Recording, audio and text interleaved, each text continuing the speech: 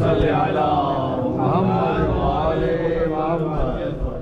اپنے مرحومین کے لیے شہدائے ملت جعفریہ کو یاد کرتے ہوئے وہ مومنین و مومنات جو ہمارے درمیان ہیں سب کو یاد کرتے ہوئے مرتبہ سورۃ الفاتحہ۔ بسم اللہ نعبد وإياك نستعين بسم اللہ الرحمن الرحیم بسم اللہ الرحمن ربنا تقبل منا انك انت السميع العليم صلوات محمد اللهم صل على محمد وآل محمد۔ بسم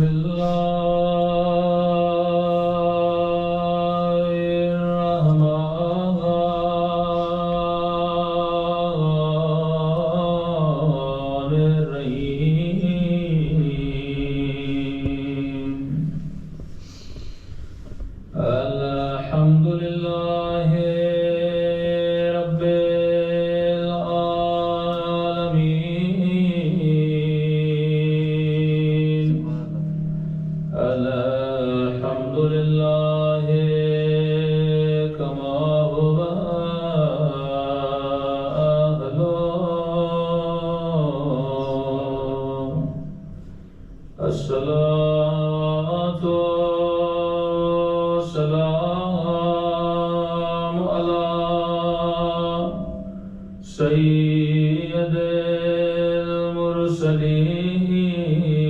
المرسلین وخاتم النبیین ابی القاسم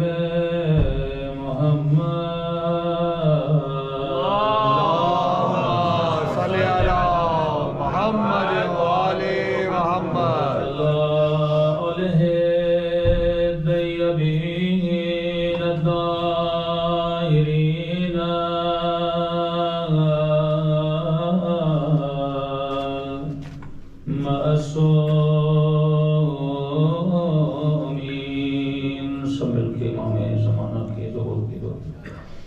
اللہم کل ولیک حجت بن الحسن صلواتک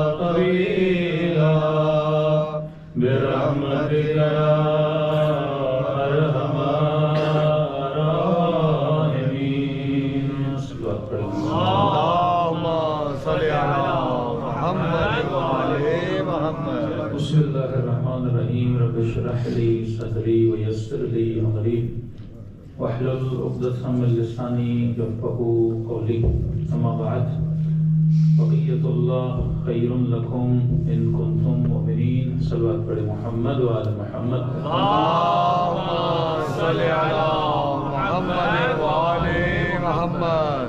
دعا ہے پروردگار عالم ہم سب کی عبادتوں کو اپنی بارگاہ میں قبول فرمائے اور جس مقصد زندگی اور حیات خاطر یہ مجالس رکھی جاتی ہیں خدا ان مقاصد میں بھی ہم سب کو کامیابیاں نصیب فرما دیں۔ مسلسل آپ کی خدمت میں عرض کر رہے ہیں کہ جب تک انسان خود کو غفلت سے نہیں نکالتا تب تک میدان حضور میں خود کو پا نہیں سکتا۔ اور اصل چیز ہے حضور، کہ کہ جب ولید نے صبح کی 2 رکعت 4 بنا دی اور لوگوں نے اعتراض کیا کہ تم نے یہ کیا غضب کر دیا کہ صبح کی نماز تو 2 رکعت ہے اور تم نے 4 پڑھا دی، تو کہنے لگا کہ اللہ کا شکر ادا کرو، میں نے 2 کو 1 نہیں بنایا، میں نے تو 4 بنا دیا، مطلب میں نے تجھے زیادہ پڑھا دیا۔ تو ایک سوچ یہ ہے کہ اعمال کا انبار لگاتے جاؤ، دوسری سوچ وہ ہے کہ قلت کے ساتھ بھی کرو لیکن حضور کے ساتھ کرو۔ ہم ایک لفظ استعمال کرتے ہیں کہ کوانٹٹی پہ غور ہونا چاہیے یا کوالٹی پہ غور ہونا چاہیے۔ اللہ کوانٹٹی کو نہیں دیکھتا، خدا کوالٹی کو دیکھتا ہے کہ تمہارے عمل کا معیار کیا ہے۔ مثلاً آپ سنتے ہیں کہ جب قرآن پڑھا جائے تو خاموشی اختیار کرو، ایک دوسرے کے ساتھ بات نہ کیا کرو، مطلب تمہارا پورا غور اور فکر کس کی طرف ہونا چاہیے؟ قرآن کی طرف ہونا چاہیے۔ مجلس کے لیے بھی یہی حکم ہے کہ جب ذکر محمد اور آل محمد، اس ذکر میں یا فرمان خدا سنایا جاتا ہے یا حدیث رسول سنائی جاتی ہے، تو یہاں پر بھی انسان پر لازم ہے تو اپنی توجہ کو کمپلیٹ کس کی طرف رکھے؟ کلام خدا بندی کی طرف رکھے۔ ایشو یہ نہیں کہ کسی کو نہیں پتا کہ خدا ہے کہ نہیں ہے، پتہ سب کو ہے، لیکن اللہ کے حضور میں کون جی رہا ہے۔ مسئلہ یہ نہیں کہ لوگوں کو نہیں پتا کہ 12 امام ہیں، ہمیں بھی پتا ہے کہ 12 امام ہیں، لیکن حضور امام زمانہ کو محسوس کون کر رہا ہے کہ ایک آنکھ ہے جو مجھے دیکھ رہی ہے۔ جب تک دیکھیے مشہور جملہ ہے نا کہ مولا کے ظہور سے پہلے کون آئے گا؟ دجال آئے گا۔ اور آپ بچوں کو بتاتے ہیں کہ دجال کون ہے؟ تو ایک آنکھ رکھتا ہوگا، 1 آئی والا ایک شخص ہوگا، اور بیچارے ہمارے سادہ لوگ، کسی نے کہا مولانا اسرائیل میں ایک بچہ پیدا ہوا ہے جس کی ایک آنکھ ہے، تو میں نے کہا یہ ایک نارمل بچہ ہے، ایک نارمل آدمی دنیا کو چلا نہیں سکتا، جس کی 2 آنکھیں وہ کمپلیٹ ہے نا، لیکن جس کی ایک آنکھ وہ ایک نارمل، کتنے سال جیے گا؟ آخر میں جا کے مر جائے گا۔ تو کیسے ممکن ہے کہ وہ بولے کہ ایک آنکھ والا دجال آئے گا؟ حالانکہ سائنس یہ کہتی ہے جس کی ایک آنکھ ہو وہ کمپلیٹ انسان ہی نہیں ہے، باڈی کے اعتبار سے وہ ایک نارمل شخص ہے۔ تو یہاں جب بولا جاتا ہے دجال، تو اس دجال سے مراد کیا ہے؟ بیسک جو ایشو دین کے سمجھنے میں آ رہا ہے، جو ہم خود سمجھ رہے ہیں، اپنے بچوں کو سمجھا سکتے ہیں، وہ یہ ہے کہ ہم الفاظ میں جکڑے ہوئے ہیں، ہم مفاہیم کی طرف نہیں جا رہے۔ تو میں نے ایک مجلس میں کہا تھا مثلا قرآن کا سب سے بڑا سورہ جس کا نام ہے بقرہ، گائے کے بارے میں اللہ کوئی بہتر نام رکھتا، سب سے بڑا سورہ گائے کے بارے میں، گائے کے قصے سنائے جا رہے ہیں۔ آج تک کسی نے سوچا یہ گائے کیا ہے؟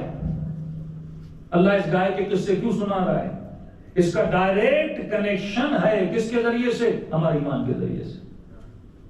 کبھی کہتا ہے یہ قرآن قصوں کی کتاب نہیں ہے، یہ قصے بچوں کو جس طرح مائیں لوری سناتی اس کے لیے نہیں ہے۔ آپ بولتے ہیں مولانا میں نے اس رمضان میں 7 ختم قرآن کی کر دی، کوئی سمجھا تم نے کیا؟ حدیث سے معصوم ہے۔ بعض لوگ ایسے ہیں جو قرآن پڑھتے ہیں پر قرآن ان پہ لعنت کرتا ہے، کیونکہ جو پڑھ رہے ہوتے ہیں اس پہ عمل نہیں کرتے۔ ایک مختلف کنٹریز میں جانا ہوتا ہے، ایک مومن سے میری ملاقات ہوئی اور کہنے لگے مولانا میں تو ہر واجب پہ عمل کرتا ہوں، اور جب میں نے ان کے چہرے کو دیکھا تو مجھے داڑھی نظر نہیں آئی،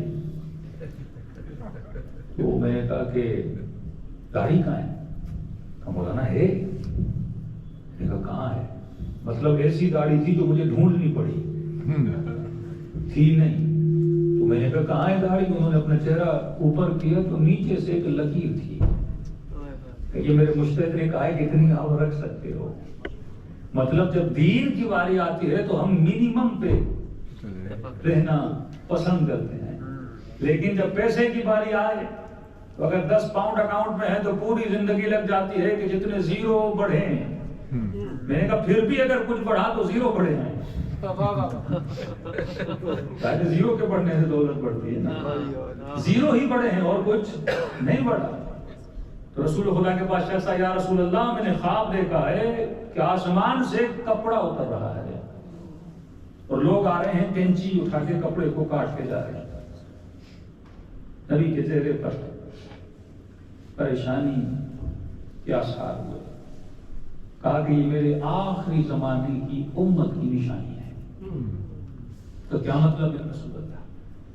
کہا آخری زمانے میں دین کپڑا بن جائے گا. یہ کپڑا ہے. دین کیا بن جائے گا؟ کپڑا بن جائے گا. تو کیا مطلب؟ مثلا آپ نے درزی دکان سے کیا لیا؟ کپڑا لیا. 6 فٹ کپڑا لیا، 7 فٹ کپڑا لیا. اب سب کی باڈی سیم تو نہیں ہے. کوئی 6 فٹ کا، کوئی 7 فٹ کا، کوئی موٹا، کوئی پتلا، کوئی دبلا. اب آپ درزی کے پاس گئے، آپ نے وہ کپڑا اسے دیا. آپ نے کہا میری ناپ لو اور میرے حساب سے میری شرٹ بناؤ. کسی کی سائز میڈیم ہے، کسی کی 1 لارج ہے، کسی کی کیا ہے. اس نے آپ کی سائز کے مطابق کیا بنایا؟ آپ کا لباس بنایا. اور میں آخری زمانے میں دین کپڑا بن جائے گا. جس کو جتنا پسند ہوگا اتنا کاٹ کے لے جائے گا، باقی چھوڑ کے چلا جائے گا. کہ یا رسول اللہ مومن کیسا ہوتا ہے؟ فرماتے ہیں دین کپڑا نہیں، دین کی مثال پانی کی طرح ہے. پانی کو جگ میں ڈالو تو شیپ جگ جیسا بن جاتا ہے، پانی کو گلاس میں ڈالو تو شیپ گلاس جیسا بن جاتا ہے. تو فرمایا مومن دین کو اپنی شکل میں نہیں ڈھالتا، وہ اپنی شکل دین والی بنا دیتا ہے کہ جب وہ داخل دین میں ہو جاتا ہے اب اس کا حلیہ دین والا ہو جاتا ہے.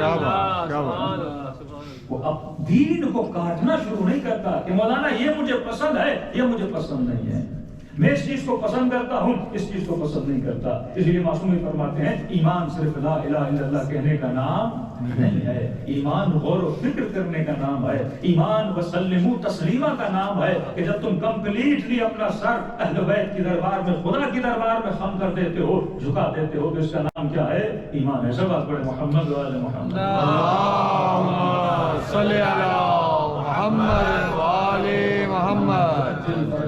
آئیے آج اس آیت کا ترجمہ کیونکہ تیسری نشست ہے آپ کی خدمت میں کر دوں کہ بقیت اللہ خیر لکم. اللہ کہتا ہے کہ وجود ہے جسے میں نے باقی رکھا ہے، وہ تمہارے لیے باعث خیر ہے، وہ تمہارے لیے باعث برکت ہے. اب سوال یہ ہے کہ یہ بقیت اللہ کون ہے؟ ہمارے مفسران شیعہ تمام فرماتے ہیں کہ بقیت اللہ سے مراد وجود امام زمانہ اجل صلی علی محمد و آل محمد. یہ وجود تمہارے لیے باعث خیر ہے، باعث برکت ہے. خیر کا مطلب کیا ہے؟ برکت کا مطلب کیا ہے؟ کہ مطلب جس نے امام زمانہ کو مانا یہ وجود اس کی زندگی میں خیر لائے گا، یہ وجود اس کی زندگی میں برکت لائے گا. یعنی اس امام بارگاہ میں جو بھی 12ویں سرکار کو مانتا ہے اللہ وعدہ کرتا ہے کہ میں اس کی زندگی میں کیا لاؤں گا؟ خیر لاؤں گا. اس کی زندگی میں کیا لاؤں گا؟ برکت لاؤں گا. خیر سے مراد کیا ہے؟ کہ خیر کا مطلب مال ہے، کہ خیر کا مطلب دولت ہے، کہ خیر کا مطلب اولاد ہے؟ فرمایا نہیں، یہ بھی خیر ہے، لیکن جو سب سے بڑا خیر ہے، جو سب سے بڑی دولت ہے جو خدا کسی مومن کو دیتا ہے وہ دولت سکون ہے. تو کسی جگہ پہ نہیں ملتی. اگر کوئی بول دے مولانا مال میں سکون ہے تو ایسے مالدار آپ کو دکھاؤں گا جو بے چینی کا شکار ہے. اگر کوئی کہے کہ دولت میں سکون ہے کہ دولت مند آپ کو ملیں گے. اگر کوئی کہے کہ حکومت میں سکون ہے تو ایسے حکمران آپ کو نظر آ جائیں گے جو عدم اطمینان کی زندگی گزار رہے ہیں. لیکن کبھی کبھی ایسا فقیر بھی آپ دیکھیں گے جو زمین پہ سو رہا ہے اور سکون کی نیند میں سو رہا ہے. اصل جو سب سے برترین دولت ہے وہ دولت سکون ہے. بات چھڑی ہے تو بات کو چھیڑتا ہوا آگے بڑھوں. آپ سے سوال ہے کہ جنت کیا ہے؟ کبھی سوچا ہے؟ ہر مولوی ہر مفتی شب قدر ہاتھوں کو بلند کرتا ہے خدا جنت نصیب فرما، جہنم سے بچا، جنت میں جانا چاہتا ہوں. تو ایک سادہ سا بچے سے پوچھیے نا کہ جنت کیا ہے، خود سے پوچھیے کہ جنت کیا ہے. کہ ہر وقت ربنا آتنا فی الدنیا حسنہ وفی الآخرۃ حسنہ. جگہ جگہ ہم جنت کی طرف، اور جگہ جگہ خدا یہ کہہ رہا ہے کہ مومنوں کا جو گفٹ ہے کہ اللہ ہم کو دے گا وہ کیا ہے؟ جنت ہے. تو جنت کیا ہے؟ تو کسی نے کہا مولانا جنت نام ہے حور کا. ظاہر قرآن میں ہے، سورہ رحمان میں. جنت نام ہے غلما کا. اللہ بھی تو جانتا تھا نا عربوں کو کس چیز سے محبت ہے. اب ظاہر اللہ ہم سے وہ باتیں کرتا جو ان کی سمجھ میں نہیں آ رہی تھی. تو اسی لیے فرماتے ہیں کہ قرآن کی ایک تفسیر عوام کے لیے ہے، ایک تفسیر خواص کے لیے ہے، ایک تفسیر اولیاء کے لیے، ایک تفسیر اہل بیت علیہ الصلوۃ والسلام کے لیے ہے. کہ بندہ جتنا جتنا ان کے قریب ہوتا جاتا ہے اتنی اتنی تفاسیر اولیاء تک پہنچتا جاتا ہے. جنت کس کا نام؟ حور ہے، غلما. اچھا اور کیا ہوگا جنت میں؟ کہ مولانا دودھ کی نہریں ہوں گی، جنت میں شہد کی نہریں ہوں گی. اور کیا ہوگا کہ بڑے بڑے محل ہوں گے، ایک مومن کو 200 250 حوریں ملیں گی، غلما کھڑے ہوں گے. ہاں بس نیت کرے گا، کبھی ہاتھ میں سیب ہوگا، کبھی ہاتھ میں کون سا پھل آ جائے گا. تو ایک سیکولر آدمی تھا، اس نے کہا کہ مولوی صاحب اگر یہ جنت ہے، مطلب جنت حور کیا ہے؟ حور مطلب ایک خوبصورت وجود جو مرد کو اٹریکٹ کرے. دودھ تو آپ نے پیا ہوا ہے، سفید رنگ کا ایک چیز ہے، لیکوڈ ہے، اسے دودھ کہتے ہیں. شہد بھی آپ نے کھائی ہوئی ہے. بڑے محل جس میں زمرد ہوگا، یہ ہوگا، خوبصورت محل ہوں گے، یہ جنت ہے. اس سیکولر بندے نے کہا کہ مولانا اگر یہ جنت ہے اور پوری زندگی محنت کی جائے کہ اس کو حاصل کیا جائے، کہ اگر دنیا کا کوئی ارب پتی، کوئی بلینر چاہے تو یہ چیزیں تو یہاں بھی لے سکتا ہے. میں نے کہا وہ کیسے؟ کہا وہ دنیا کا ایک خوبصورت آئی لینڈ ڈھونڈے، سب نہریں بہ رہی ہوں، بڑے بڑے محل بنائے، دنیا کی تمام حسیناؤں کو خرید کے جمع کر دے وہاں پہ، اپنے لیے غلاموں کو بھی رکھ دے، اور بڑے بڑے سوئمنگ پولز بنائے جس ایک میں دودھ ڈال دے، ایک میں شہد ڈال دے. پاسبل تو ہے نا، امپاسبل تو نہیں. یہ ساری چیزیں یہ جنت ہے تو یہ چیزیں تو یہاں بھی حاصل کر سکتا ہے. تو حقیقت جنت کیا ہے؟ یہ تو سائیڈ ایفیکٹس آف جنت ہے کہ وہاں جانے سے حور بھی ملے گی، غلما ملے گی. یعنی جن چیزوں کے پیچھے تو یہاں دوڑ رہا تھا نا، انسان یہی انہی چیزوں کے پیچھے ہوتا ہے نا. آنکھوں کی لذت، شہوت کی لذت، پیٹ کی لذت. اللہ کہہ رہا ہے یہ ساری چیزیں بھی وہاں ملیں گی. گھبراؤ نہیں کہ وہاں بھی تجھے روزہ رکھنا پڑے گا، نہیں، وہاں بھی یہ ساری چیزیں ملیں گی جو جن کے پیچھے، اور اس سے برتر تجھے ملیں گی. اگر میں دنیا کے کسی موجود کو اتنا حسین بنا سکتا ہوں تو سوچو میں وہاں پہ کتنا حسین بناؤں گا. میں خالق کے حسن ہوں، میں خالق کے لذت ہوں.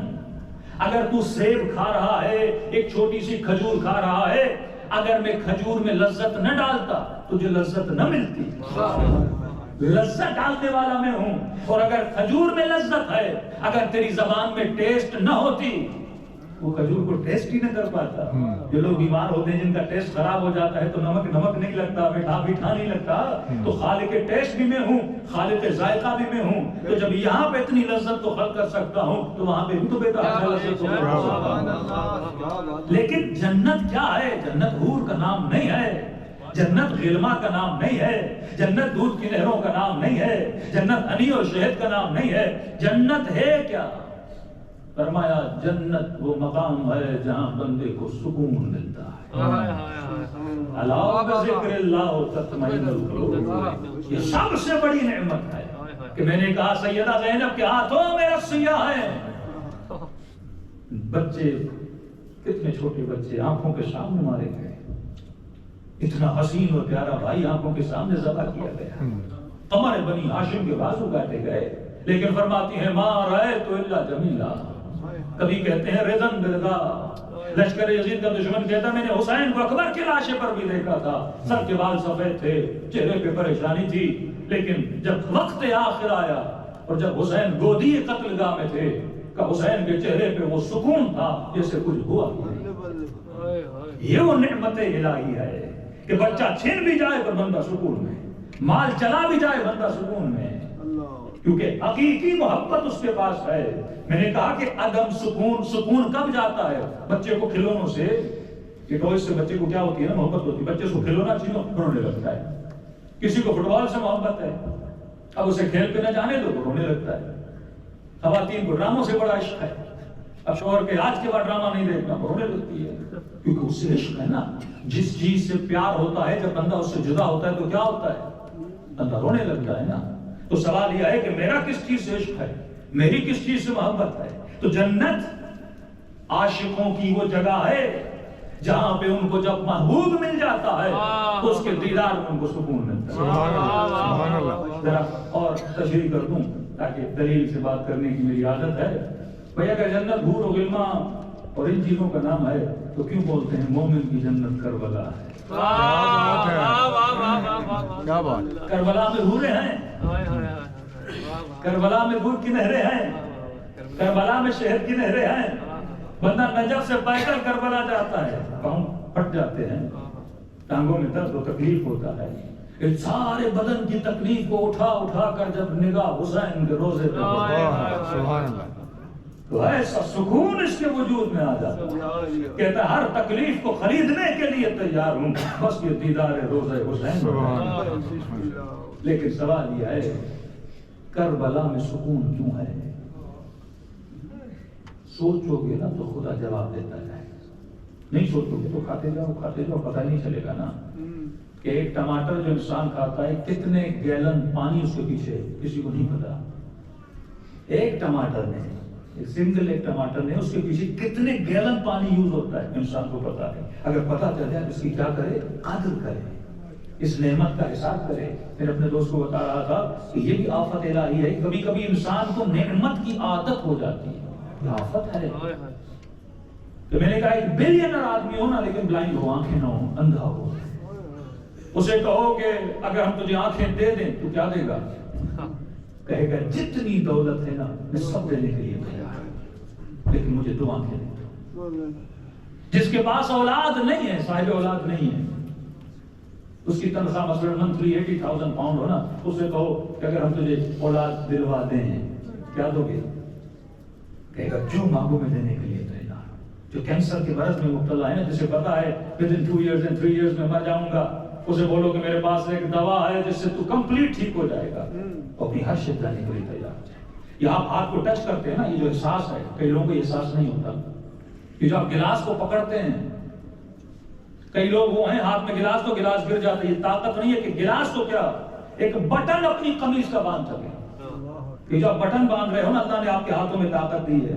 یہ جو جملہ بول رہے ہو، یہ جو سانس اندر ڈال رہے ہو اور سانس باہر خارج ہو رہی ہے، یہ جو چیزیں کھاتے ہو تمہاری باڈی سے خارج ہوتی ہیں۔ ایک کبھی والا فرماتے ہیں ہفتے میں ایک بار قبرستان جایا کرو اور مریضوں کے پاس جایا کرو، غریبوں کے در پہ جایا کرو، تاکہ جو امیری اللہ نے دی ہے تجھے احساس ہو کہ اگر غریب ہوتا تو کس تکلیف میں۔ مریضوں کو دیکھا کرو تاکہ تجھے پتا چلے یہ کڈنی صحیح سالم تمہاری چل رہی ہے، یہ معدہ صحیح طریقے سے تمہارے کھانے کو ہضم کر رہا ہے۔ تو اللہ نعمت بھی دیتا ہے اور نعمت کو آہستہ آہستہ ہم آنکھوں فرماتے ہیں کہ خدا جب بندوں کو نعمت کی عادت ہو جاتی ہے تو کبھی کبھی ان کو بلا میں مبتلا کر دیتا ہے تاکہ اس عادت سے نکلیں، ان کے وجود کو وائبریٹ کرتا ہے تاکہ یہ چند لمحوں کے لیے سوچیں کہ یہ نعمت چھن بھی سکتی ہے۔ کبھی سب سے پیارا بیٹا اور بیٹی خدا اسے شدید بیمار بھی کر دیتا ہے تاکہ تجھے احساس ہو یہ نعمت ہمیشہ رہنے والی نہیں ہے۔ اگر وہ دے سکتا ہے تو نعمت کو چھین بھی لیتا ہے، اگر وہ مال دینے کی طاقت رکھتا ہے تو مال دینے کی طاقت بھی رکھتا ہے۔ انسان کو یہ سوچنا چاہیے کہ میں اس دنیا میں آیا ہوں، اللہ کی نعمتوں کا بندے کو کیا ہونا چاہیے؟ احساس ہونا چاہیے۔ صلوات پڑھیں محمد وعلی محمد، اللہم صلی علی محمد وعلی محمد۔ تو سوال یہ ہے کہ کربلا میں اگر سکون ہے تو کیوں ہے؟ میں بیسک پوائنٹ کی طرف آپ کو لے آنا چاہتا ہوں۔ سکون تو ملتا ہے مجھے، لیکن مجھے یہ نہیں پتا کہ مجھے سکون کیوں مل رہا ہے۔ جب میرا بچہ ہوتا ہے تو مجھے بے چینی ہوتی ہے، ادھر فون کرتا ہوں ادھر فون کرتا ہوں کہ بچہ ٹھیک ہو جائے، لیکن جب پڑوسی کا بچہ ہوتا ہے تو میں تنگ آ جاتا ہوں کہ کب بس کرے گا تاکہ مجھے نیند آ جائے۔ یہ کنڈیشن عجیب نبی طالب کی نہیں ہے، حسن روئیں علی کی وہی کیفیت ہے، اور کسی یتیم کا بچہ روئے تو علی کی وہی کیفیت ہے، کیونکہ احساس کا جو دائرہ اور سرکل ہے وہ بہت بڑا ہے۔ اب سوچو کہ کربلا مومن کی جنت کیوں ہے؟ کہ مولانا کیونکہ کربلا میں سکون ہے۔ لیکن میرا سوال وہیں کا وہیں ہے، کوشچن وہیں کا وہیں ہے کہ کربلا سے تجھے سکون ملتا کیوں ہے؟ ہو سکتا ہے کوئی کہے کہ مولانا کیونکہ کربلا میں قبر امام حسین ہے، ہو سکتا ہے کوئی کہے کہ مولانا کیونکہ مولا حسین کے گنبد کو دیکھ کے سکون ملتا ہے، کوئی کہے کہ مولا کی جو جالی ہے زری ہے اس کو دیکھ کے سکون ملتا ہے، کوئی کہے کہ مولانا جب میں رقص حسین کے مقام پہ جاتا ہوں تو سکون ملتا ہے۔ لیکن میرا سوال وہیں کا وہیں کھڑا ہے، کیا اس سونے میں سکون ہے جس سے امام کا گنبد مولا کی شرائن بنی ہے؟ کیا اس جالی میں سکون ہے جو چاندی سے بنی ہے؟ کیا اس مٹی میں سکون ہے جو کربلا کی ہے؟ تو سوال یہ ہے کیا ان ٹائلز میں جو حرم میں لگی ہیں ان میں سکون ہے؟ تو یہ ٹائل تو تیرے گھر میں بھی ان سے سکون کیوں نہیں ملتا؟ سونا تو برمنگھم کی مارکیٹ میں بھی ہے، اسے دیکھ کے سکون کیوں نہیں ملتا؟ چاندی کی انگوٹھی بھی تو بنا لیتا ہے، اسے دیکھ کے سکون کیوں نہیں ملتا؟ دوسری بات، اگر کربلا میں سکون ہے تو تجھے کیوں سکون ملتا ہے؟ کچھ اور بھی مسلمان ہیں جو برائے نام مسلمان ہیں، وہ تو کہتے ہیں کہ ہمیں بھیجو، ہم یہ روزے یہ شیعہ سب اڑا دیں۔ ایک بندہ علی کے چہرے کو دیکھتا ہے، اس کے چہرے پہ مسکراہٹ آتی ہے، اور دوسرا بندہ اس علی کو دیکھتا ہے، اس کا چہرہ بگڑ جاتا ہے۔ وجود ایک ہی ہے، ایک کو سکون دے رہا ہے، دوسرے کو تکلیف دے رہا ہے۔ یہی مجلس حسین آپ کو سکون دے رہی ہے، لیکن جو دشمن علی ہے، جو دشمن اعلیٰ ہے، اسے مجلس سے سکون نہیں ملتا۔ وہ جب شیعوں کی مجالس، جب آپ کے جلوس، جب آپ کے بچوں کو ماتم کرتے ہوئے دیکھتے ہیں، انہیں سکون نہیں ملتا۔ تو جب ایک وجود باعث سے سکون ہے تو میرے لیے سکون کے لیے باعث کیوں ہے اور دوسرے کو سکون کیوں نہیں ملتا؟ تو یہاں پہ ریزن کو ڈھونڈنا پڑے گا۔ کربلا کی چاندی میں سکون نہیں ہے، کربلا کی مٹی میں سکون نہیں ہے، کربلا کی گنبد میں سکون نہیں ہے۔ یہ مٹی تو پہلے بھی تھی، اس مٹی میں سکون تب آیا جب اس مٹی پہ حسین نے قدم رکھی۔ سبحان اللہ۔ یہ مٹی، یہ خاک شفا تب بنی جب اس خاک میں بدن اطہر حسین داخل ہو۔ سبحان اللہ۔ تو اصل سکون کربلا کی مٹی میں نہیں ہے، سکون وجود حسین میں ہے۔ لیکن سوال وہیں کا وہیں کھڑا ہے، اگر وجود حسین میں سکون ہے تو جناب حسین سے، میرے آقا سے، میرے مولا سے حر کو سکون مل رہا ہے اور شمر کو سکون نہیں مل رہا۔ ایک وہ شیعہ جو میرے مولا کے چہرے کو دیکھنے کے لیے ترس رہا ہے کہ حسین کی زیارت ہو جائے، لیکن ایک وہ ہے جو مولا حسین کے سینے پر سوار ہے، ہاتھ میں خنجر ہے، اور حسین بتا رہے ہیں کہ پہچان میں کون ہوں، تمہارے نبی کا نواسا ہوں۔ اسے حسین سے سکون نہیں مل رہا، یہ تو کہتا ہے جتنی جلدی ہو سکے میں حسین کے گلے کو ذبح کروں۔ تو ایک ہی وجود ہے، مجھے سکون دے رہا ہے، دوسرے کو سکون نہیں دے رہا۔ تو سکون کی جو اصل وجہ ہے اور ہے، اگر مجھے ذکر خدا، ذکر علی، ذکر آل رسول سے سکون ملتا ہے تو یہ کمال کس چیز کا ہے سکون مل رہا ہے؟ تو فرماتے ہیں اصل جو سکون ہے نا وہ محبت میں ہے۔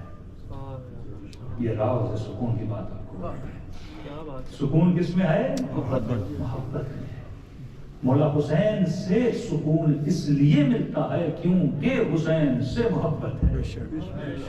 اگر کسی کو مولا علی سے نفرت ہو جائے، امیر شام کی نسلوں میں سے کوئی ہو، اسے علی کے وجود سے سکون نہیں ملے گا، بے چینی ہوگی اسے۔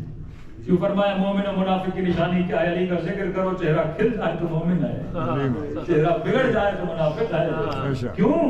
کیونکہ محبت ہے یا نفرت ہے، اس سے اس کا اظہار ہوتا ہے کہ جب اللہ کا آواز آتا ہے تو کون ہے جو اللہ کی طرف آتا ہے؟ مطلب یہ اللہ سے محبت کرتا ہے۔ کون ہے جو اس کو چھوڑ کے چلا جاتا ہے؟ مطلب اتنی محبت نہیں کرتا۔ جب ذکر حسین ہوتا ہے تو پتہ چلتا ہے کون ہے جو آل رسول سے محبت کرتا ہے اور کون ہے جو ان سے نفرت کرتا ہے۔ تو یہ راز کی بات آپ کو بتا کے جا رہا ہوں، اصل جو سکون ہے وہ محبت میں ہے۔ یا علی کہہ کے ہر بزم سجا دیتا ہوں، جی یا علی کہہ کے ہر بزم سجا دیتا ہوں، سونے والوں کو محفل میں جگا دیتا ہوں، کرتا ہوں اس ذکر سے مومن اور منافق روشن، کہیں پہ نور کہیں آگ لگا دیتا ہوں۔ نعرہ حیدری۔ یہ راز سمجھ لیجیے۔ اب یہاں سے آپ کی تربیت کا کام شروع ہوتا ہے۔ پہلے آپ نے انجینئرنگ کی کہ بھائی یہ مثلاً آپ کے گھر کے نل میں پانی آ رہا ہے، لیکن آپ کو پتہ نہیں پانی آ کہاں سے رہا ہے۔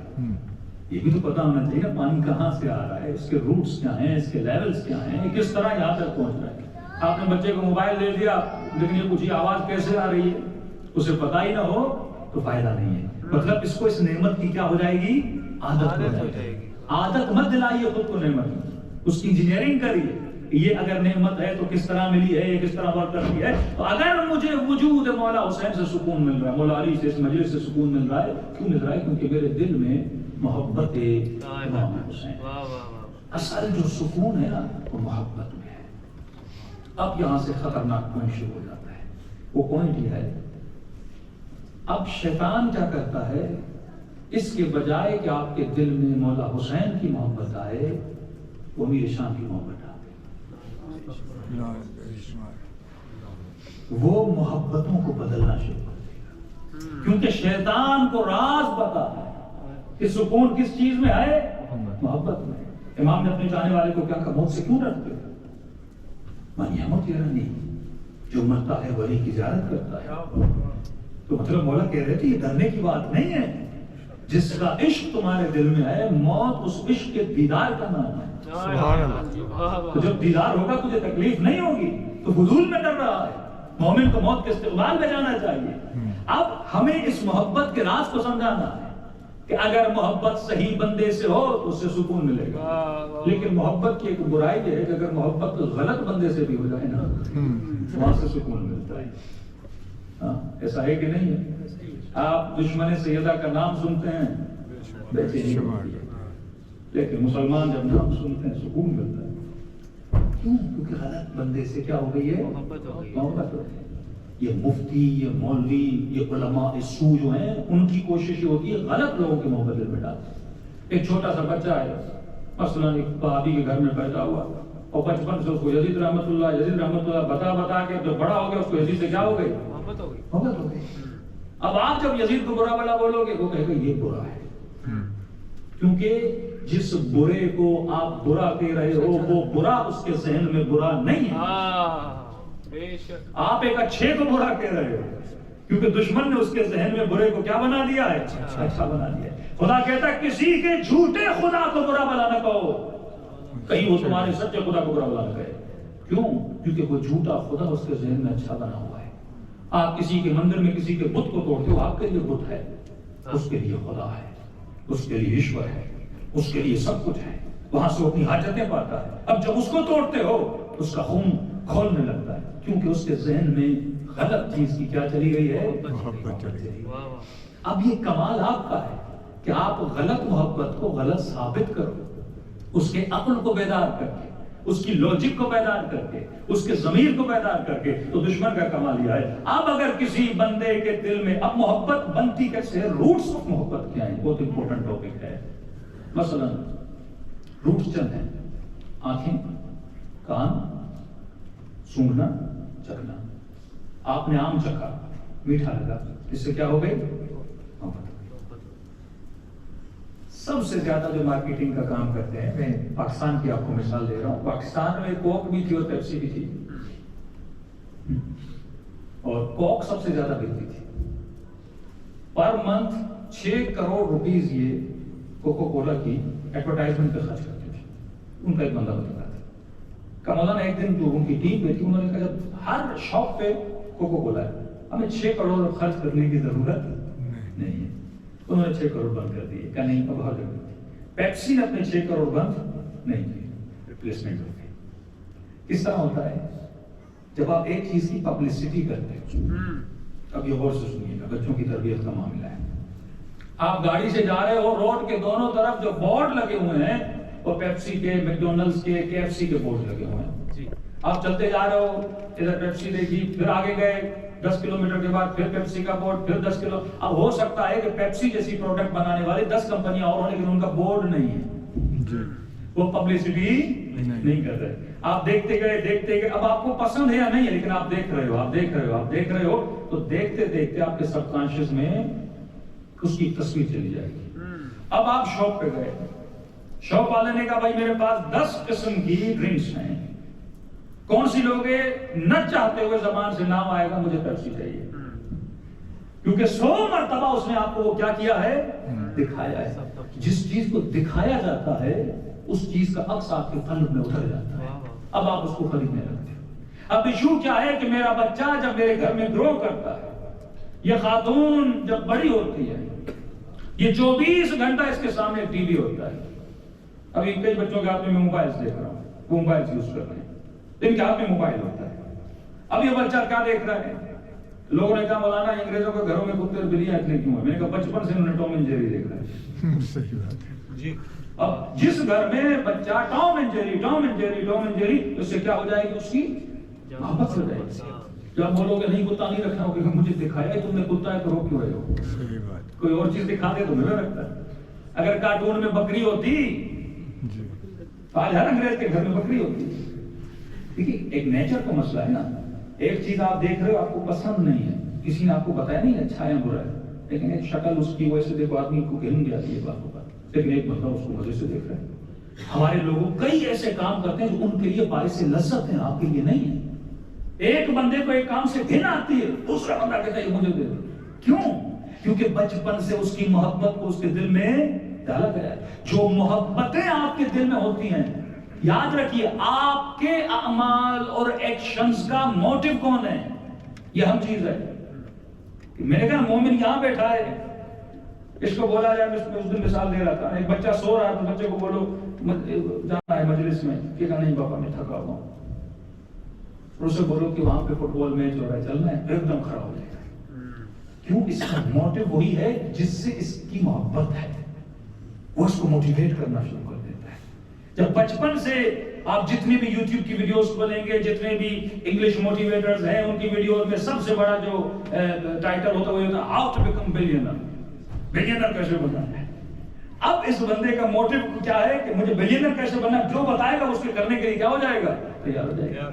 جو چیز آپ کو دکھائی جاتی ہے اس چیز کی محبت آپ کے دل میں چلی جاتی ہے. بچپن سے جب بچوں کو ٹام اینڈ جیری دکھایا گیا, لہٰذا اس سے کیا ہو گئی, آپ نے دیکھا 20 سال کے بعد 30 سال کے بعد ہر گھر میں آپ کو بلی نظر آئے گی, اور ہر گھر میں آپ کو کیا نظر آئے گا, کتا نظر آئے گا. اب جو ایک ہیں اللہ کی طرف سے ہدایت دینے والے, اور کچھ وہ ہیں جو شیطان کی طرف سے آتے ہیں. اگر اللہ اپنے نبی رکھتا ہے تو شیطان بھی اپنے نبی رکھتا ہے.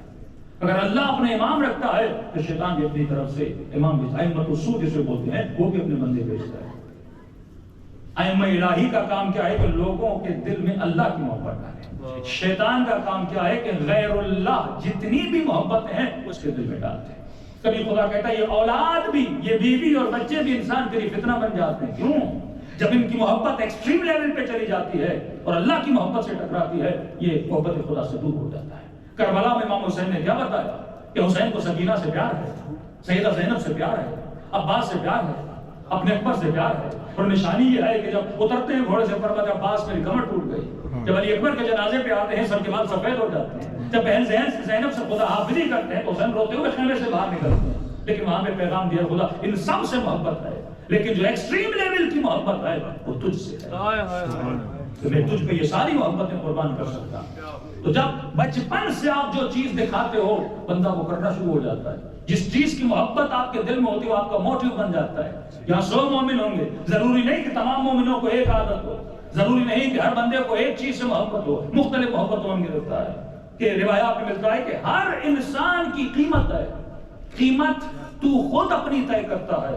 خدا نے تمہاری قیمت جنت رکھی ہے لیکن تو نے اپنی قیمت کم رکھی ہے. ہو سکتا ہے کوئی انسان 10,000 پاؤنڈ پہ نہ پگھلے, بولے کہ یہ رشوت ہے 10,000 پاؤنڈ لے لیجیے ہمارا کام کر لیجیے. کہیں نہیں مولانا رشوت حرام ہے. اچھا 20,000 نہیں مولانا حرام ہے. اچھا 1 لاکھ سوچتا ہوں میں کہاں پہ پگھلتا ہوں. میرا ایک لیول ہے جہاں پہ پگھل جاتا. ابن ملجم ڈبل مائنڈڈ تھا کہ علی کو قتل کرے نہ کرے. اس کو سب سے زیادہ جس نے موٹیویٹ کیا وہ قطامہ تھی, کیونکہ حسن پرست تھا. حالت نماز میں کھڑا تھا اور سامنے سے گزر جاتی نماز بھول جاتا. کئی مرتبہ اس نے نماز پڑھی, پھر اللہ اکبر, پھر جب سامنے سے گزری نماز بھول گیا. کیونکہ عشق خدا پہ ایک خاتون کا عشق حاوی تھا. کئی ایسے جوان آپ کو ملیں گے جب مجازی عشق میں گرفتار, والدین تو دشمن بن جاتے ہیں. میں لڑکی سے پیار کرتا ہوں, یہ ٹین ایج میں جو انسان کو لو ہوتا ہے, عشق ہوتا ہے, پوری باڈی پہ حاوی ہو جاتا ہے.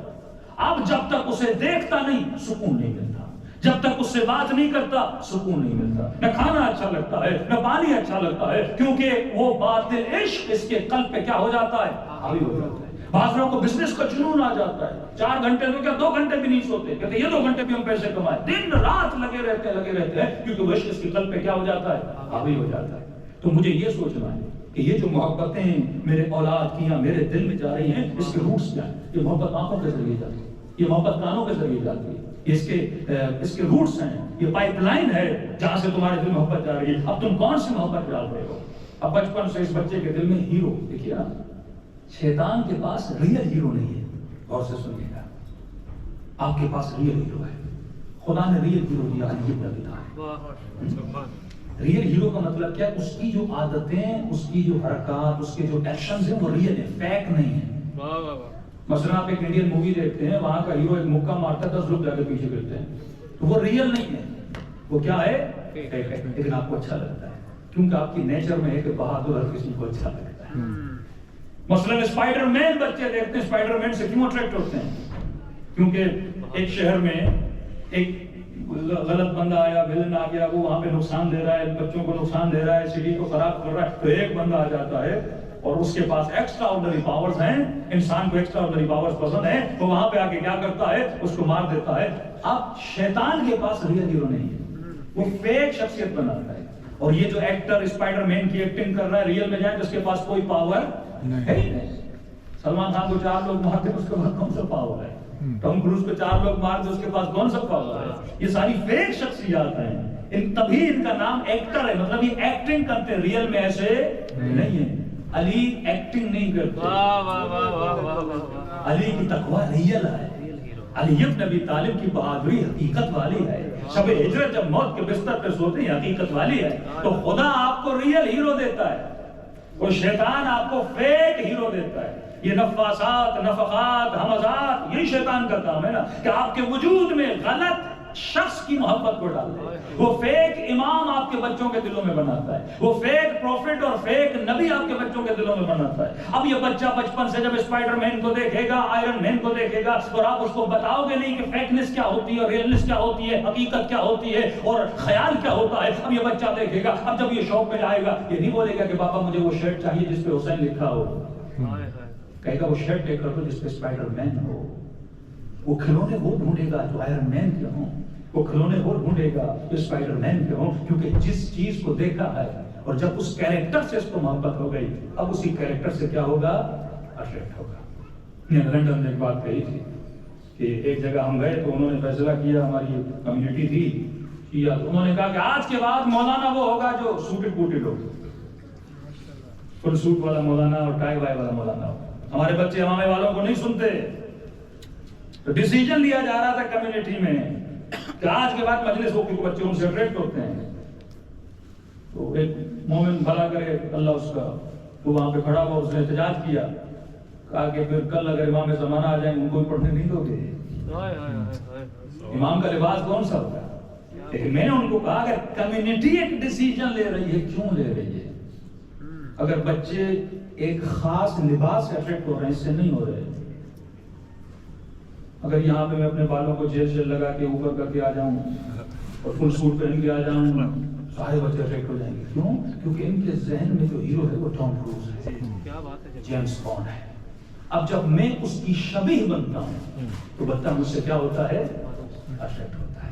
جب میں وہ حرکتیں کرتا ہوں، جب خود کو اس جیسا بنا دیتا ہوں تو کیا ہو جاتا ہے؟ اٹریکٹ ہو جاتا ہے، کیونکہ بچپن سے ٹی وی میں اس کو وہ دکھایا ہے۔ بچے کا قصور نہیں ہے جب تم اس کو بچپن سے حسین کا کیریکٹر دکھاؤ، جب اس خاتون کو سیدہ فاطمہ کا کیریکٹر دکھاؤ۔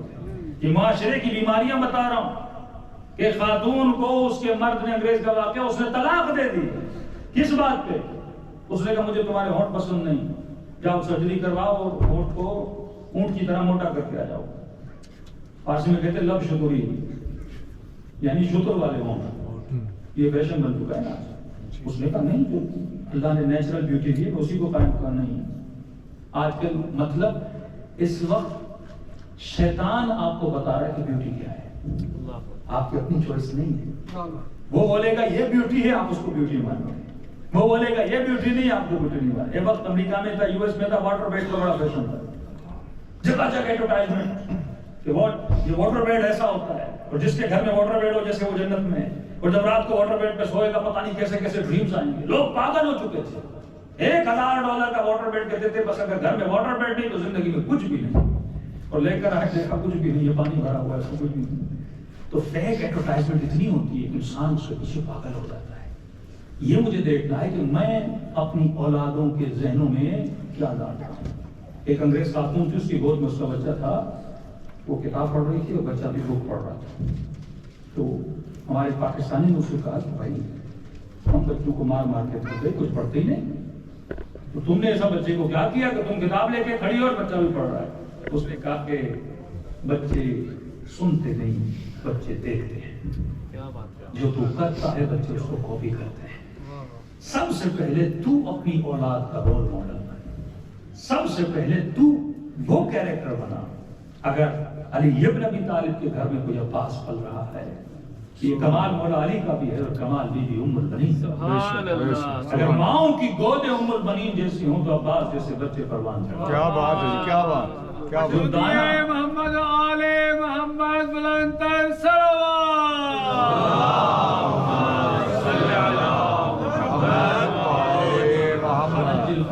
مولانا بچوں کو کارٹون سے چیزوں سے روک تو نہیں سکتے، اب یہ ہمارا قصور ہے کیونکہ ہم نے دین کو مسجد اور امام بارگاہ میں محدود کر دیا۔ صدیوں سے ہماری امام بارگاہ بنتی تھی، اس میں ٹریڈیشنل پروگرامز ہوتے تھے، ہم اسی چیز میں کریں۔ وقت کے ساتھ ہم دین کی تبلیغ کو، امر بالمعروف اور نہی عن المنکر کو اپڈیٹ نہیں کر پا رہے۔ آج ہر بندہ 8 گھنٹے 9 گھنٹے موبائل کو یوز کرتا ہے۔ میں نے تو فیس بک کا نام پورے سراغ رکھا ہے، چلتا جائے چلتا جائے چلتا جائے، بندہ ختم نہیں ہوتا۔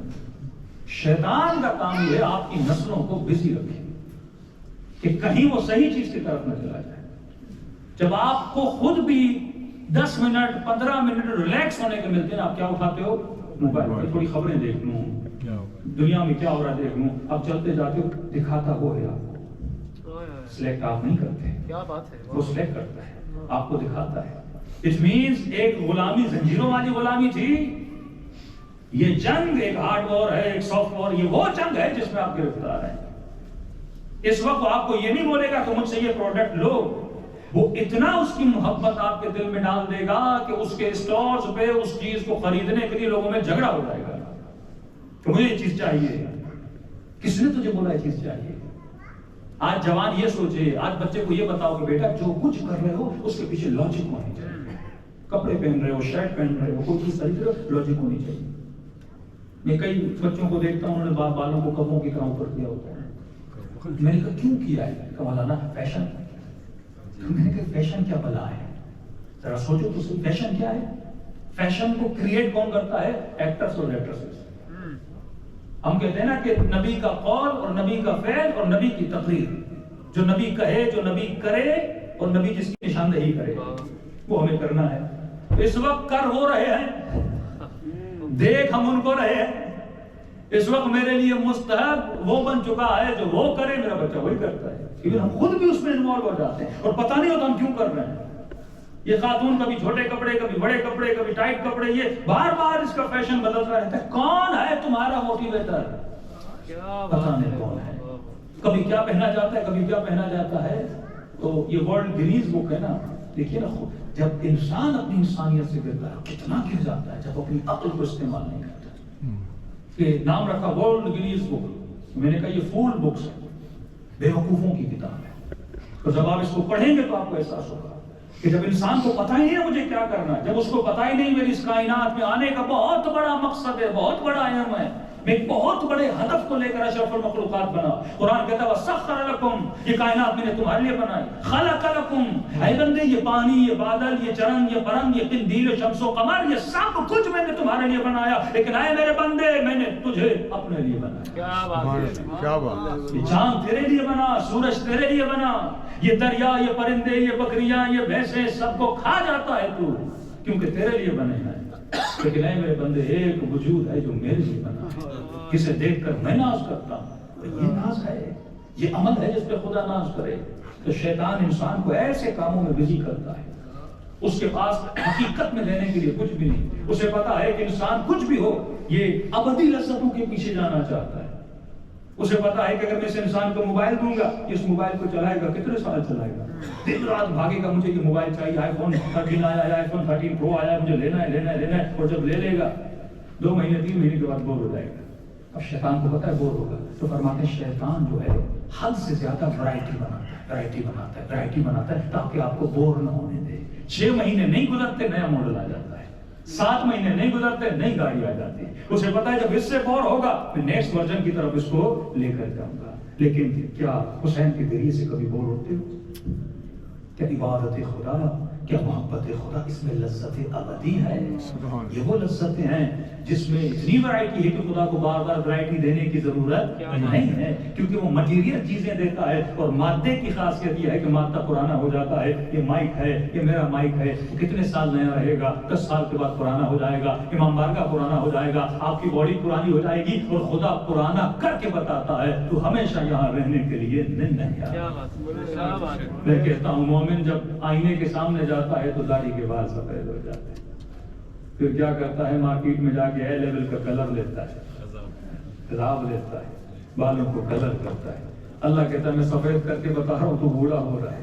یہ کہتا ہے نہیں میں تو ابھی جوان ہوں. کبھی تمہارے گھٹنوں میں بھی درد اور تکلیف دیتا ہوں تاکہ پتا چلے یہ گھٹنے جواب دینے والے ہیں.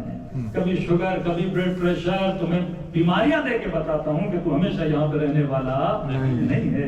یہ دنیا دار الفنا ہے، بقا تمہاری روح کو ہے. تم نے جو کچھ کیا جسم کے لیے کیا، روح کے لیے تم نے کچھ بھی نہیں کیا. تو انسان اگر سوچے، میں ورلڈ گینیز بک کو پڑھ رہا تھا، ایک پاکستانی نے ریکارڈ بنایا. ریکارڈ کیا تھا؟ اس نے اپنے سر کے ماتھے سے پتہ نہیں 1000-1500 اخروٹ توڑے. یہ کمال ہے. بس کہاں انسانیت جا رہی ہے؟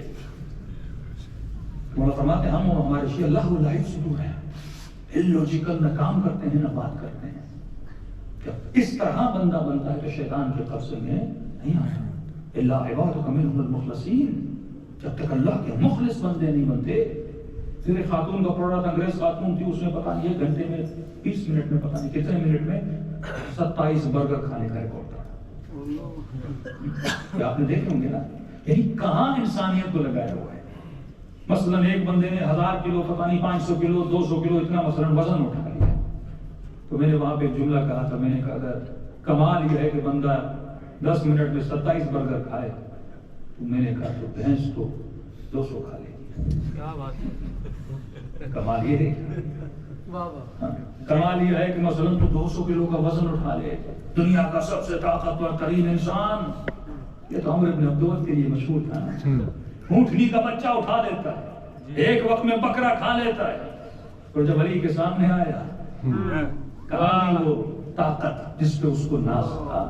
تو میں نے کہا اگر تو 200 کلو کا وزن اٹھا لیتا ہے، گدھا تو 400 اٹھا لیتا ہے. کمال کھانے میں نہیں ہے، کمال پینے میں نہیں ہے. کبھی یہ مت کہنا کہ مولانا میرے پاس 10 بچے ہیں تو پتہ نہیں تو بہت زیادہ مرد ہو گیا ہے. اللہ حیوانوں کو اس سے زیادہ دیتا ہے. کمال جسمانی طاقت پہ نہیں کبھی کیا کرو کہ میرے جسم میں یہ طاقت ہے، میری آنکھوں میں یہ پاور ہے، میرے کانوں میں یہ پاور ہے. اللہ نے ایکسٹرا آرڈنری پاورز اینیملز اور حیوانات کو دیے ہوئے تم سے زیادہ، تاکہ تو کبھی اپنی حیوانیت پہ ناز نہ کرے. تو اگر ناز کر سکتا ہے تو اپنی فکر پہ ناز کر سکتا ہے. کہ جو چڑیا ہے، جو برڈز ہیں، جو 1000 سال پہلے جیسا گھونسلہ بناتی تھی آج بھی ویسا بناتی، کوئی ترقی نہیں.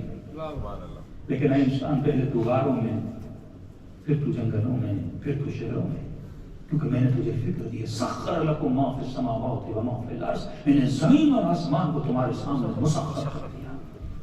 دریا کتنے بڑا تلا تم رکھتا ہے، لیکن تو اپنے فکر کے ساتھ ایسی کشتیاں بناتا ہے جو سمندروں کو چیرتی ہوئی جاتی. کیا بات ہے. ہواؤں اور بادلوں میں کتنا پاور ہے، لیکن تو لوہے کے ایسے جہاز بناتا ہے جن ہواؤں کو چیرتے ہوئے جاتے ہیں. شیر کتنا طاقتور ہے، لیکن تو اپنی عقل اور فکر کے ذریعے سے اس کو ایک پنجرے میں بند کر دیتا ہے. گدھا تجھ سے زیادہ طاقتور ہے، لیکن تو اسے اپنا غلام بنا دیتا ہے. بھینس تجھ سے زیادہ طاقتور ہے، لیکن وہ تیری غلامی میں، بکری تیری غلامی میں، کائنات تیری غلامی میں. لیکن اے میرے بندے، تجھے دنیا کی غلامی نہیں کرنی، میں نے تجھے اپنی غلامی کے لیے پیدا کیا. کیا بات، کیا بات. میں نے تجھے اپنی بندگی کے لیے پیدا کیا ہے. اور بندگی بندہ کر ہی نہیں سکتا جب اس کی عقل علوی نہ بنے، جب اس کی فکر زینبی نہ بنے. تو خلاصہ عرض کر رہا ہوں، تفصیل میں کل جاؤں گا تربیت کے عنوان پہ، کہ آپ کے بچے جو دیکھتے ہیں اس کو بچے کیا کرتے ہیں، فالو کرتے ہیں. آج ہنٹ دے رہا ہوں، واحد سلوشن اپنی اولاد کی تربیت کا یہ ہے کہ جب تک ہمارے اپنے شیعہ اسکولز نہیں ہوں گے. اب شیعہ اسکول میں بھی ایک بڑی بحث ہے کہ مولانا شیعہ اسکول کا مطلب کیا؟ شیعہ سلیبس کو نہیں، سلیبس مطلب نہیں ہے، کیونکہ بہترین سلیبس پڑھ کے بھی لوگ قاتل زہرا بن گئے جی، اور بدترین گھروں میں رہ کر بھی یزید کا بیٹا عاشق حسین بن گیا. کیا اطلب العلم من المہد الی اللہ. اللہ کہتا ہے علم حاصل کرو گہوارے سے لے کر اب آپ پوچھ سکتے ہیں مولانا یہ بچہ جب گہوارے میں ہوتا ہے تو گہوارے میں کون سا علم ہے؟ 1 سال کا بچہ، 1 مہینے کا بچہ، 2 مہینے کا بچہ، یہ گہوارے سے کیسے نالج لے گا؟ گہوارے سے مراد ہے ماں کی گود، یعنی فرسٹ اسٹیج کہ اللہ نے تجھے وہ مشین بنائی ہے، تو دنیا کی بہترین پروڈکٹ کو پروڈیوس کرتا ہے جس کا نام انسان ہے۔ اب سوال یہ ہے کہ دنیا میں ایک وجود تو لا رہے ہیں، یہ بچہ جو پیدا ہو رہا ہے یہ کیریکٹر وائز حبیب ابن مظاہر بھی بن سکتا ہے، اور بعید نہیں یہ کیریکٹر وائز شمر بھی بن سکتا ہے، تیرے سامنے ہے۔ اس کا مربی کون ہے؟ ارحمہما کما ربیانی صغیرا، اس کا مربی تو ہے۔ تربیت کہاں پہ پائے گا؟ سب سے زیادہ، باپ سے زیادہ جو اس بچے کی تربیت کی ذمہ داری ہے وہ ماں پر ہے، کیونکہ اطلب العلم من المہد، علماء اخلاق فرماتے جب شادی کرنے جاؤ یہ سوچ مت رکھ کے جاؤ کہ بیوی لینے جا رہا ہوں، یہ سوچ رکھ کے جاؤ کہ مجھے اپنے بچوں کی ماں کی تلاش ہے، مطلب ایسی گود کو تلاش کرو جس میں ایسا بچہ پلے بڑھے، جس خاتون کی یہ ذہن ہو، یہ فکر ہو کہ مجھے اولاد کو کیا کرنا ہے، ایسی تربیت دینی ہے کہ یہ بچہ زینبی اور حسینی بچہ بن کے بڑا ہو جائے۔ جب لانگ ٹائم کی آپ سوچ رکھیں گے تب ہوگا۔ کئی نوجوان آتے مولانا شادی کر لے، گھر میں جھگڑا ہوگا، میں نے کہا سوچ کے کی تھی؟ کل ہی مولانا پاسپورٹ کے لیے کی تھی، مال کے لیے کی تھی، دولت کے لیے کی تھی، احساسات میں آ کے، ایموشنز میں آ کے، یا شہوت کی خاطر آ کے میں نے شادی کی، میں نے کہا تبھی تو بربادیاں ہیں۔ مولا علی مثال دے رہے، عقیل میرے لیے خاتون کو تلاش کرو، کہ علی کو پتہ نہیں ہے کس قبیلے میں کون سی خاتون ہے؟ عقیل کو کہنے کے تو ہمارے لیے امام نے بیان کیا کہ جب تو بھی کسی خاتون کو تلاش، یہی اسی طرح خاتون کے لیے ہے، اگر کسی مرد کی تلاش میں جاتی ہے تو کسی ایسے کو تلاش کرے جس کا یہ ایم ہو کہ مجھے اس بچے کی کیا کرنی ہے، تربیت کرنی ہے۔ اب جب بچہ بڑا ہو جاتا ہے، گھر کا ماحول، ماں کا کام۔ دوسرا سب سے بڑا جو فیکٹر مجھے یہاں نظر آیا، ہم بچوں سے انگلش میں بات کرتے ہیں۔ بھائی انگلش ماحول میں بچہ ویسے ہی انگلش سیکھ جائے گا، یہ کوئی بہت بڑی سائنس تو نہیں کہ آپ کو ڈر ہو کہ بچہ انگلش نہ سیکھ پائے۔ اسکول انگلش ہے، ماحول انگلش ہے، دوست اس انگلش بولتے ہیں، سب کچھ انگلش کی وجہ سے سیکھ جائے گا۔ اور سائیکولوجیکلی ثابت ہوا جو بچے ملٹیپل لینگویجز میں بات کرتے ہیں وہ ایکسٹرا آرڈنری اسمارٹ ہوتے ہیں، جو زیادہ لینگویج میں بات کرتے ہیں۔ میں میرے کزن ہیں، انہوں نے جہاں سے شادی کی ہے، مثلا پٹھانوں سے شادی کی ہے، ان کی بچی اس وقت 5 لینگویج میں بات کرتے ہیں۔ ماں اس سے پشتو میں بات کرتی ہے، خود اس سے سندھی میں بات کرتی ہے، دادی اس سے اردو میں بات کرتی ہے، اسکول میں فارسی میں بات کرتی ہے، نہیں اسکول کا مطلب عربک اسکول ہے اور ماحول کیا ہے، فارسی ہے۔ 5 لینگویجز میں بچہ 5 to 6 میں بات کر سکتا ہے۔ مطلب آپ اپنے بچے کو ایبیلٹی دینے کے بجائے اس بچے کو کیا کر رہے ہو، تباہ و برباد کر رہے ہو۔ کیوں؟ کیونکہ ذہنی غلامی ہے۔ جب فکر نہ ہو کہ مجھے یہ نہیں پتا کہ اس بچے کو ایجوکیٹ کس طرح کرنا ہے تو کس طرح ایجوکیٹ کر پاؤں گا۔ اور یہ یاد رکھیے زبان صرف زبان نہیں ہوتی، زبان میں پورا کلچر ہوتا ہے۔ جب آپ کو ایک زبان، بس کسی کو انگلش نہیں آتی، انگلش کی جتنی بکس ہیں ان کو پڑھ نہیں سکتا، کسی کو اردو نہیں آتی، انگلش اردو بکس، عربک نہیں آتی، معصومین کے کلام، کسی کو پرشین نہیں آتی، تو ایک زبان آپ کے اندر پوری نالج رکھتی، تعصب کی بات نہیں ہے۔ لیکن یہ کہ جتنی زبانیں بچہ زیادہ سیکھے گا، یعنی 4 سال تک اس بچے کو آپ ایک زبان کا مالک بنا سکتے ہو، ملٹیپل لینگویج میں بات کر سکتا ہے۔ حسین طباطبائی 4 سال کا بچہ جو حافظ قرآن بنا، یہ مثالیں آپ کے سامنے ہیں نا، 4 ایئرز کا بچہ حافظ قرآن بنا۔ جب اس کی ماں اور باپ سے پوچھا گیا کس طرح بچہ حافظ بنا، کہ تاریخ مسلمانوں کی تاریخ میں یہ پہلا بچہ ہے، اور الحمدللہ جسیت پہ الزام لگتا تھا ان میں حافظ نہیں، ہم نے ایسا حافظ دیا کہ دنیا آج تک رہ گئی۔ کوئی اہل سنت دکھائے 4 سال کے بچے کو حافظ بنائے، کیونکہ اہل بیت نے جو تربیت کے اصول دی ان کے پاس نہیں ہے، ان کا سلسلہ رسول تک ہے اور ہمارا سلسلہ امام زمانہ تک ہے۔ سبحان اللہ۔ علم ہمارے پاس زیادہ ان کے پاس نہیں ہے، نہ دعائیں ان کے پاس ہے، نہ فرامین ان کے پاس ہے، نہ کچھ بھی نہیں ہے ان کے پاس، بس وہی علم ہے جو رسول خدا تک ملا۔ لیکن اس علم کو سلسلہ تھا، باب مدینہ تو علم آپ کے پاس ہے۔ تو اس کی ماں کہتی ہے کہ میں نے معصومین کے فرامین میں پڑھا تھا کہ جناب سیدہ جب شکم اطہر میں امام حسین تھے تو باتیں کیا کرتے تھے۔ یہ روایت کثیر ہے نا کہ ہر معصوم کی ماں کو میرے اپنے بچے سے بات کیا کرتے تھے، یہ بھی نرجس خاتون کے لیے بھی یہی ہے، بات کیا کرتے تھے۔ تو کہا کہ میں نے جب پڑھا اس کا مطلب بچہ سنتا ہے، عوض تو نہیں، وہ ایسا کام تو نہیں کرے گا یاد باللہ جو کام غیر معنی کام ہو، جو ایسا ہی کام ہو جس کا کوئی افادیت نہیں ہے۔ اور کہا سائنٹیفکلی جو ثابت ہوا سب سے پہلے بچے کی سماعت ایکٹیو ہو جاتی ہے، وہ جب پیدا ہوتا ہے تو ماں کی آواز کو پہچانتا ہے، تو کہتی ہے جیسے یہ بچہ 4 مہینے کے بعد روح پھونکی جاتی ہے، 4 مہینے کے بعد میں نے کثرت سے کہتی ہوں قرآن پڑھنا شروع کر دیا آواز کے ساتھ. ویسے بھی پڑھتی تھی اور اگر جب سوتی تھی تو کیسٹ پہ قرآن کو کیا کرتی تھی چلا دیتی تھی. اور جب یہ بچہ پیدا ہوا اس کے بعد بھی میں اس کو قرآن سناتی جاتی تھی. پتہ نہیں میں نے کئی 100 مرتبہ قرآن گھر میں چلتا رہا, یہ بچہ سنتا رہا کہ جب بچہ 4 سال کا ہوا نا, اب اسے پڑھنا نہیں آتا, اسے لکھنا نہیں آتا, کہ جب میں کہتی تھی بسم اللہ الرحمن الرحیم, آگے سے وہ خود کہتا تھا الحمدللہ سبحان اللہ الرحمن الرحیم مالک یوم الدین. وہ بچہ خود قرآن کی تلاوت کرنے لگا.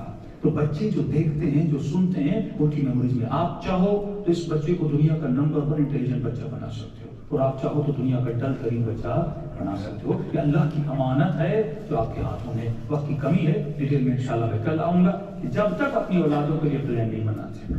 آپ پاکستان میں نہیں ہیں, آپ ایران میں نہیں ہیں, آپ سمجھیں کہ ایسے ماحول میں جہاں آگ بہت ہے تو وہاں پہ احتیاط بھی کیا ہے, انسان کو زیادہ سے زیادہ ہے. آپ کا کلچر اور ہے, اسلامی کلچر اور ہے, دوسرے کلچر اور ہیں, آپ کی سوچ آپ کی فکر ٹوٹلی اہل بیت والی ہے. لہٰذا جب تک وہ تربیت نہیں ہوگی تب تک ویسے بچے نہیں بنیں گے. اور خدا پوچھے گا قیامت میں نے اتنی عظیم نعمت اولاد کی تمہیں دی تھی, تم نے اس اولاد کے لیے کیا کیا.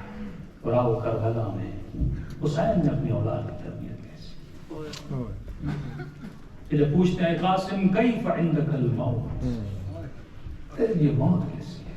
14 سال کا بچہ. اس موت کا اگر وقت ملا تو کبھی گفتگو کروں گا اور جناب قاسم کے جملے کی تشریح کروں گا. کیف عندک الموت, قاسم تیرے لیے موت کیسی ہے؟ فرمایا چچا احلا من العسل, شہد سے زیادہ میٹھی ہے. مطلب موت کا کانسیپٹ قاسم کے ذہن میں کلیئر تھا کہ موت ایک ڈراؤنا خواب نہیں ہے, بلکہ موت ملاقات خدا کا نام ہے, بلکہ موت مولا علی کی زیارت کا نام ہے. دعا ہے کہ خدا بھی ہمیں احلا من العسل والی موت نصیب کرے, شہد سے زیادہ میٹھی ہو, جس میں ملاقات علی ہو.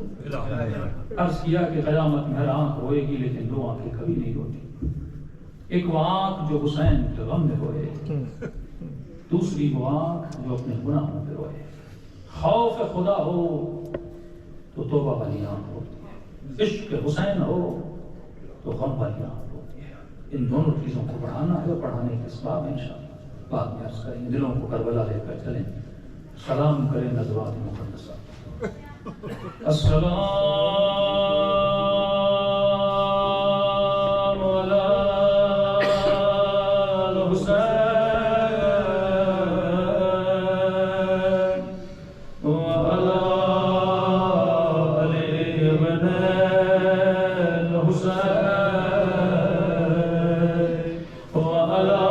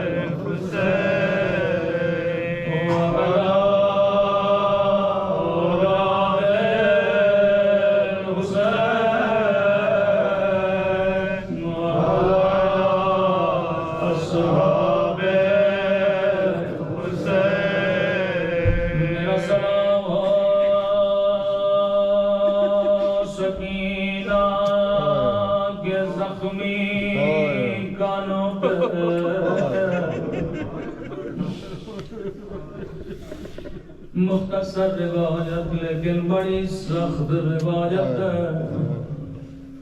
روزے کی حالت میں ہو, یقیناً جانتے ہو پیاس کیا ہوتی ہے.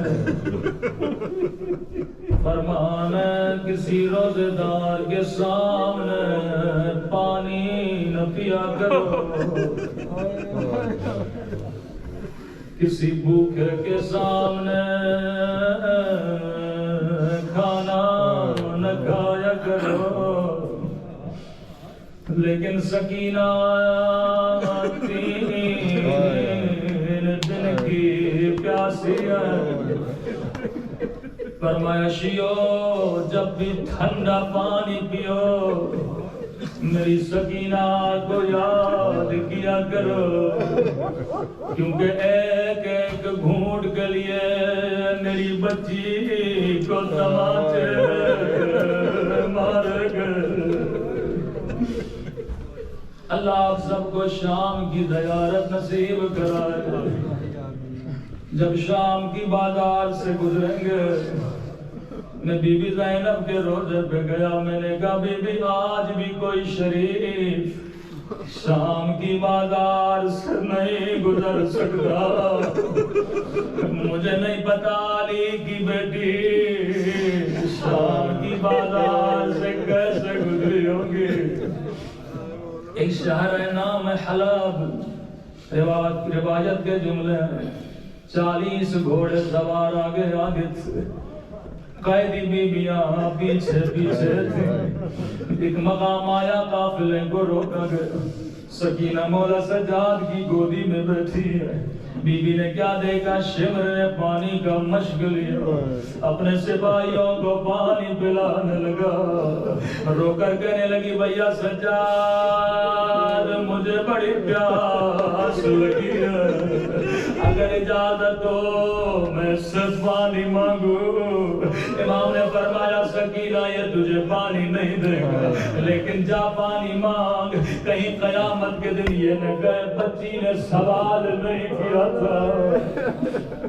اب تصور کر کے رونا، ننگے ننگے پاؤں آہستہ آہستہ یہ ملعون سپاہیوں کو پانی پلا رہا تھا، کہنے لگی شمر مجھے بڑی پیاس لگی ہے، مجھے تھوڑا پانی دے دے۔ اگر کہتا سکینہ پانی نہیں دوں گا، حسین کی بچی تھی خاموش جا کے بیٹھ جاتی، لیکن ملعون نے کوئی جواب نہیں دیا، یہاں سپاہیوں کو پانی پلاتا رہا، یہاں حسین کی بچی اس کے پیچھے پیچھے چلتی، شاید اس کے بعد پانی دے گا یا شاید اس کے بعد پانی دے گا۔ راوی کہتا ہے 40 گھوڑے سواروں نے پانی پی لیا، اب ملعون نے گھوڑوں کو پانی پلانا شروع کیا۔ گھوڑے پانی پی رہے تھے لیکن سکینہ پیاسی تھی، بچی چل چل کے تھک گئی، زمین پہ بیٹھی رو کے کہنے لگی شیر اب تو پانی دے دے، تیرے گھوڑوں نے بھی پانی پی لیا۔ اب روایت کے جملے بڑے سخت ہیں، امام زمانہ اگر مجلس میں ہو مولا مجھے معاف کریے گا۔ راوی کہتا ہے ملعون نے پانی کا مشک لیا اور سکینہ کی طرف بڑھا، بچی نے پانی کا چلو بنایا، مجھے تھوڑا پانی دے دے۔ سنیں گے ملعون نے کیا کیا، سارا پانی زمین پہ پھینکا، بچی نے خود کو زمین پہ گرایا، اور میرے 3 دن کے پیاس ہے بابا، اور میرے غریب الوطن بابا۔ اللہ لعنت اللہ علی القوم الظالمین۔ پروردگار اور حق جناب سکینہ حق امام حسین ہم سب کے صغیرہ کبیرہ گناہ معاف فرما، ہمارے والدین کے صغیرہ کبیرہ گناہ معاف فرما، ہمارے مولا اور آپ کا امام میں زمانہ کا ظہور فرما، ہم سب کو مولا کے اعوان و انصار میں شریک فرما۔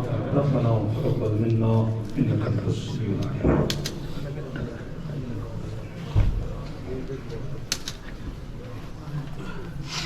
بہت شکریہ جی۔